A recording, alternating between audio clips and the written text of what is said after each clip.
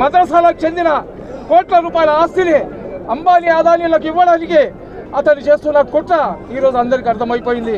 ఈరోజు కేవలం ముస్లింలు కాదు, సిక్కులు, ఈసాయిలు, దళితులు, బీసీలు అందరూ కూడా భారత రాజ్యాంగానికి విరుద్ధంగా ఏదైతే బీజేపీ ప్రభుత్వం చేస్తున్న చట్టాలు ఉన్నాయో దాన్ని వ్యతిరేకిస్తూ ఈరోజు సింహపురి గడ్డ మీద ఇంత భారీ సంఖ్యలో వచ్చారంటే ఈ పార్టీకే కేంద్రంలో ఉన్న నరేంద్ర మోడీ, అమిత్ షాకు చెమటలు పట్టి ఉండాలా.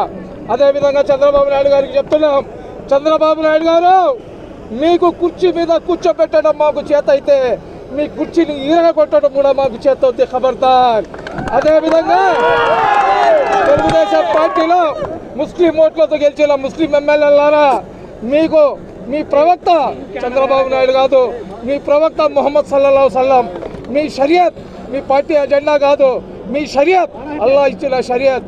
మీకు షరియత్ కావాలా లేదా చంద్రబాబు అజెండా కావాలా ఆలోచించుకోండి. మీరు చచ్చిపోయిన తర్వాత మీకు నలుగురు ఖాందా ఇవ్వాలంటే మీ పదవులకు రాజీనామా చేసి ఉద్యమంలో రండి.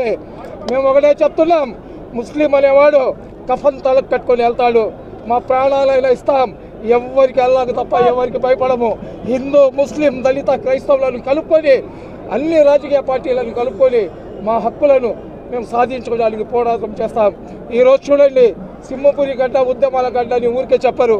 ఈరోజు YCP, Telugu Desam, Congress, communist, Bahujan Samaj party, ఉభయ కమ్యూనిస్ట్ పార్టీలు, మా ఆలింలు, మా ఉలేమాలు, మా యువకులు, మా యువతరం అన్ని ఏరియాల నుంచి సర్దార్జీ చూడండి, సర్దార్జీ మా దళిత సోదరుడు వీళ్ళందరూ కూడా, మా బీసీ సోదరులు వీళ్ళందరూ కూడా వచ్చారు. వీళ్ళందరూ వచ్చింది ఎందుకంటే ఏదైతే ముస్లింలకు